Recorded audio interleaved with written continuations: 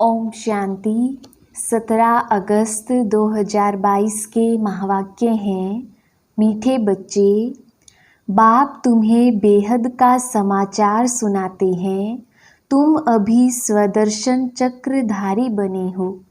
तुम्हें 84 जन्मों की स्मृति में रहना है और सबको यह स्मृति दिलानी है।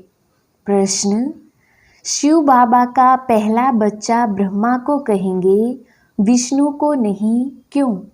उत्तर: क्योंकि शिव बाबा ब्रह्मा द्वारा ब्राह्मण संप्रदाय रचते हैं। अगर विष्णु को बच्चा कहें तो उनसे भी संप्रदाय पैदा होनी चाहिए, परंतु उनसे कोई संप्रदाय होती नहीं। विष्णु को कोई मम्मा बाबा भी नहीं कहेंगे। वह जब लक्ष्मी नारायण के रूप में महाराजा महारानी हैं तो उनको अपना बच्चा ही मम्मा बाबा कहते। ब्रह्मा से तो ब्राह्मण संप्रदाय पैदा होते हैं। गीत: तुम्ही हो माता पिता तुम्ही हो। ओम शांति।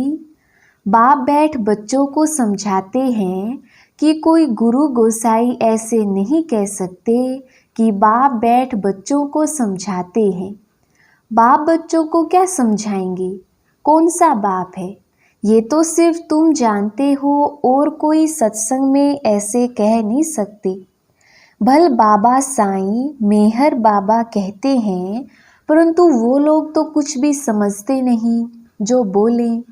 तुम जानते हो ये बेहद का बाप है, बेहद का समाचार सुनाते हैं। एक होता है हद का समाचार, दूसरा होता है बेहद का समाचार। इस दुनिया में कोई जानते ही नहीं। बाप कहते हैं तुमको बेहद का समाचार सुनाते हैं तो तुमको सृष्टि के आदि मध्य अंत का ज्ञान बुद्धि में आ जाता है। तुम जानते हो बरोबर बाप ने अपना परिचय दिया है और सृष्टि चक्र कैसे फिरता है वह भी यथार्थ रीति समझाया है। उसे समझकर हम औरों को समझाते हैं। बीज को परमपिता परमात्मा व बाप कहते हैं। हम हैं उनके बच्चे आत्माएं। तुम बच्चों की बुद्धि में है कि हम आत्माएं परमात्मा की संतान हैं। परमपिता परमात्मा परम धाम में रहने वाले हैं। उन्होंने मूल वतन का समाचार समझाया है, कैसे यह सारी माला बनती है।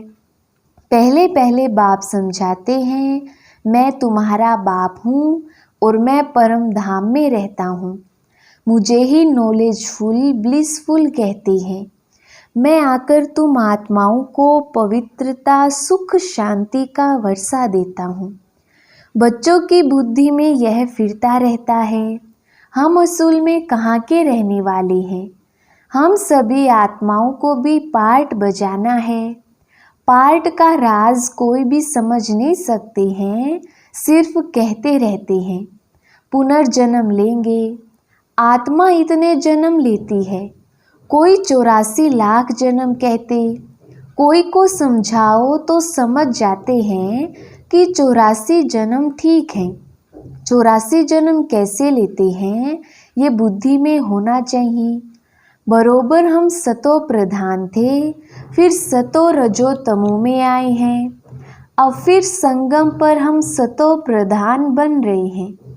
ये जरूर तुम बच्चों की बुद्धि में होगा, तब को तुमको स्वदर्शन चक्रधारी कहा जाता है। ये बातें बड़ी सहज हैं जो बुढ़िया भी समझा सकती हैं कि बरोबर हमने 84 जन्म लिए हैं और कोई धर्म वाले मनुष्य नहीं लेते हैं। यह भी समझाना होता है, अभी हम ब्राह्मण हैं, फिर देवता क्षत्रिय वैश्य शूद्र बनते हैं। ऊंच ते ऊंच है शिव बाबा, यह अभी तुम्हारी बुद्धि में है। ऐसे हम पुनर्जन्म लेते हैं। पुनर्जन्म को तो जरूर मानना पड़े। अब तुमको अपने 84 जन्मों के पार्ट की स्मृति आई है। बूढ़ियों के लिए भी यह समझानी बहुत सहज है। तुमको कोई किताब आदि पढ़ने की दरकार नहीं रहती। बाप ने समझाया है कि तुम 84 जन्म कैसे लेते हो। तुम ही देवी देवता थे। फिर 8 जन्म सतयुग में, 12 जन्म त्रेता में, 63 जन्म द्वापर कलयुग में लिए, और यह एक जन्म है सबसे ऊंच। तो सहज समझते हो ना? कुरुक्षेत्र की बूढ़ी माताएं भी समझती हो ना? कुरुक्षेत्र का नाम मशहूर है। वास्तव में ये सारा कर्म क्षेत्र है। वह कुरुक्षेत्र तो एक गांव है, ये सारा कर्म करने का क्षेत्र है। इसमें अभी लड़ाई आदि लगी नहीं है। तुम इस सारे कुरुक्षेत्र को जानते हो। बैठना तो एक जगह होता है। बाबा ने बतलाया है, इस सारे कर्म क्षेत्र पर रावण का राज्य है। रावण को जलाते भी यहाँ है। रावण का जन्म भी यहाँ होता है। यहाँ ही शिव बाबा का जन्म होता है। यहाँ ही देवी देवताएं थे। फिर वही पहले पहले वाम मार्ग में जाते हैं। बाबा भी यहाँ भारत में ही आते हैं। भारत की बड़ी महिमा है। बाप भी भारत में ही बैठ समझाते हैं। बच्चे, तुम 5000 वर्ष पहले आदि सनातन देवी देवता धर्म के थे, राज्य करते थे। उनमें पहले नंबर लक्ष्मी नारायण विश्व पर राज्य करते थे। उसको 5000 वर्ष हुए। उनको विश्व महाराजन, विश्व महारानी कहा जाता था। वहाँ कोई दूसरा धर्म तो है नहीं।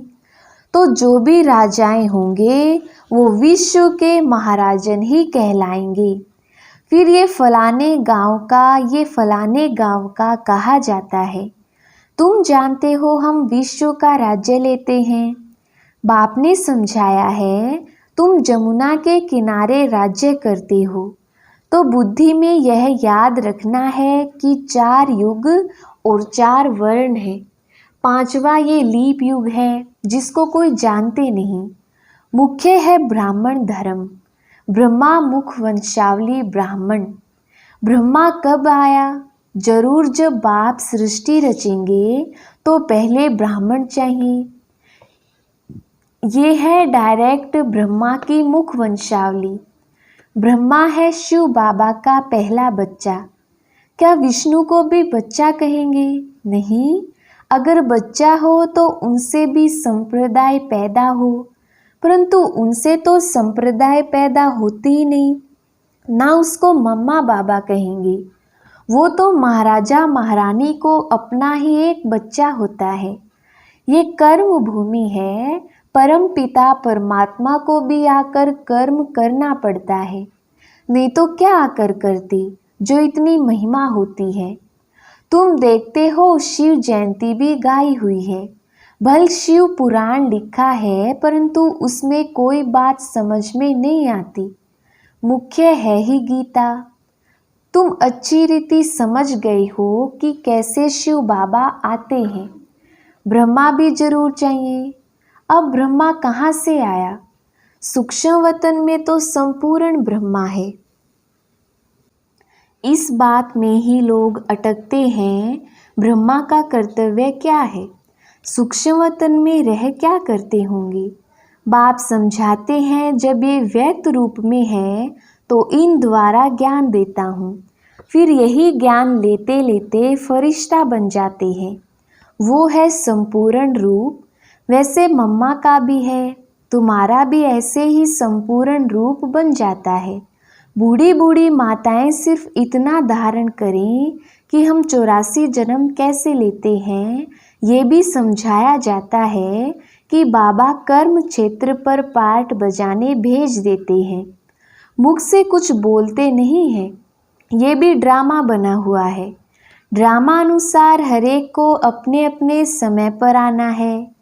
तो बाप बैठ समझाते हैं कि सृष्टि के आदि में पहले पहले कौन थे, फिर अंत में कौन थे। अंत में सारी संप्रदाय जड़जड़ी भूत अवस्था को पाई हुई है। बाकी ऐसे नहीं कि प्रलय हो जाती है, फिर श्री कृष्ण अंगूठा चूसता हुआ आता है। बाप ब्रह्मा द्वारा स्थापना करते हैं नई संप्रदाय की। परमपिता परमात्मा इस दैवी सृष्टि की रचना कैसे करते हैं ये तो तुम जानते हो। वो तो कृष्ण को समझ बैठे हैं। तुम जानते हो बाप ही पतित पावन है, अंत में ही आएंगे पावन बनाने। जो कल्प पहले पावन बने थे वही आएंगे, आकर ब्रह्मा के मुख वंशावली बनेंगे और पुरुषार्थ कर शिव बाबा से अपना वर्षा लेंगे। रचयिता नॉलेजफुल वह है ना, वर्षा बाप से ही मिल सकता है, दादा को भी उनसे मिलता है, उनकी ही महिमा गाई जाती है। त्वमेव माताश्च पिता, बरोबर सच्चा सुख देने वाला वह है। ये भी तुम जानते हो, दुनिया नहीं जानती। जब रावण राज्य शुरू होता है तभी दुख शुरू होता है। रावण बेसमझ बना देते हैं। बालक में जब तक विकारों की प्रवेशता नहीं है तो उनको महात्मा समान कहते हैं। जब बालिग होता है तब लौकिक संबंधी उनको दुख का रास्ता बतलाते हैं। पहला रास्ता बतलाते हैं कि तुमको शादी करनी है। लक्ष्मी नारायण और राम सीता ने क्या शादी नहीं की है, परंतु उन्हों को पता ही नहीं कि उन्हों का पवित्र प्रवृत्ति मार्ग था। यह अपवित्र प्रवृत्ति मार्ग है। वो तो पवित्र स्वर्ग के मालिक थे, हम तो पतित नरक के मालिक हैं। यह ख्याल बुद्धि में आता नहीं है। तुम भारत की महिमा सुनाते हो, क्या ये भूल गए हो भारत स्वर्ग था, आदि सनातन देवी देवता धर्म था, पवित्र थे। तब तो अपवित्र उनके आगे जाकर माथा टेकते हैं। पतित पावन बाप ही पावन दुनिया की स्थापना करते हैं। बरोबर पावन भारत था, अभी तो मुख से कहते हैं हम पतित हैं। कोई लड़ाई आदि होगी तो यज्ञ रचेंगे शांति के लिए, मंत्र भी ऐसे जपते हैं, परंतु शांति का अर्थ समझते नहीं है भी बड़ा सहज। गॉड फादर कहते हैं तो बच्चे ठहरे ना, वह हम सबका बाप है तो ब्रदर्स ठहरे ना। बरोबर हम प्रजापिता ब्रह्मा के मुख वंशावली बहन भाई ठहरे। सत्युग में तो मुख वंशावली होती नहीं, सिर्फ संगम पर ही मुख वंशावली होने से बहन भाई कहलाते हो। बाप कहते हैं मैं कल्प कल्प कल्प के संगम युग पर साधारण वृद्ध तन में प्रवेश करता हूँ, जिसका नाम फिर ब्रह्मा रखता हूँ, जो फिर ज्ञान को धारण करके अव्यक्त संपूर्ण ब्रह्मा बनते हैं। है वही, दूसरी बात नहीं है। ब्राह्मण फिर वही देवता बनते हैं, चक्र लगाकर अंत में आकर शूद्र बनते हैं, फिर ब्रह्मा द्वारा ब्राह्मण रचते हैं। बूढ़ियों के ऊपर भी ब्राह्मणियों को मेहनत करनी है। हमने 84 जन्म पूरे किए हैं, ये तो समझ सकते हैं ना। बाबा कहते हैं मुझे याद करो, इस योग अग्नि से ही विकर्म विनाश होंगे। सभी आत्माओं को कहते हैं मामेकम याद करो। शिव बाबा कहते हैं लक्की सितारों, हे सालीग्रामों, तुम आत्माओं की बुद्धि में यह ज्ञान डालते हैं। आत्मा सुनती है, परमात्मा बाप सुनाते हैं ब्रह्मा मुख द्वारा। ब्रह्मा द्वारा स्थापना तो जरूर मनुष्य ही होगा और बूढ़ा भी होगा। ब्रह्मा को हमेशा बूढ़ा दिखाते हैं, कृष्ण को छोटा समझते हैं। ब्रह्मा को कभी छोटा बच्चा नहीं कहेंगे, उनका छोटा रूप बनाते नहीं हैं। जैसे लक्ष्मी नारायण का छोटा रूप नहीं दिखाते, वैसे ब्रह्मा का भी नहीं दिखाते हैं। बाप खुद कहते हैं मैं वृद्ध तन में आता हूँ, तो तुम बच्चों को भी यही मंत्र सुनाते रहना है। शिव बाबा कहते हैं मामेकम याद करो। शिव को ब्रह्मा को बाबा कहते हैं, शंकर को कभी बाबा नहीं कहते, वो तो शिव शंकर को मिला देते हैं। तो ये भी बुद्धि में बिठाना है, आत्माओं का बाप अब परम पिता परमात्मा आए हैं। तो ऐसी ऐसी सहज बातें बूढ़ियों को समझनी चाहिए। बाबा प्रश्न पूछते हैं कि आगे तुमको क्या बनाया था, तो इतना तो कहें कि स्वदर्शन चक्रधारी बने थे। बाप को और चक्र को याद करने से तुम रूहानी विलायत में चले जाएंगे। वह फौरन तो दूर देश है ना। हम आत्माएं सब दूर देश में रहने वाली हैं। हमारा घर देखो कहाँ है, सूर्य चांद से भी पार, जहाँ कोई गम नहीं है। अभी तुम आत्माओं को घर की याद आई है। हम वहाँ अशरीरी रहते थे, शरीर नहीं था। ये खुशी होनी चाहिए। अभी हम अपने घर जाते हैं। बाप का घर सो अपना घर। बाबा ने कहा है, मुझे याद करो और अपने मुक्ति धाम को याद करो। साइंस घमंडी तो परमात्मा को बिल्कुल नहीं जानते हैं। बाप को तरस पड़ता है कि उन्होंने कानों में भी कुछ पड़ता रहे तो शिव बाबा को याद करें। देह अभिमान टूट जाए, नर से नारायण बनने की ये सत्य कथा है। सच्चे बाप को याद करो तो सचखंड के मालिक बन जाएंगे। सच्चा बाबा ही स्वर्ग स्थापन करते हैं। कहते हैं और संग बुद्धि योग तोड़ो। सरकारी नौकरी 8 घंटा करते हो, उनसे भी ये बहुत ऊंची कमाई है। कहाँ भी जाओ बुद्धि से यह याद करते रहना है, तुम कर्म योगी हो। कितना सहज समझाते हैं। बूढ़ियों को देखकर मैं बहुत खुश होता हूँ, क्योंकि फिर भी हमारी हम जिन्स हैं। मैं मालिक बनूँ, हम जिन्स ना बने तो ये भी ठीक नहीं। बाप है अविनाशी ज्ञान सर्जन। ज्ञान इंजेक्शन सतगुरु दिया, अज्ञान अंधेर विनाश। तुम्हारा अज्ञान दूर हो गया है, बुद्धि में ज्ञान आ गया है, सब कुछ जान गई हो।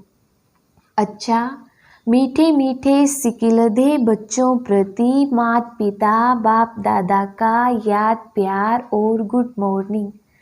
रूहानी बाप की रूहानी बच्चों को नमस्ते। हम रूहानी बच्चों की रूहानी बाप दादा को याद प्यार, गुड मॉर्निंग और नमस्ते जी।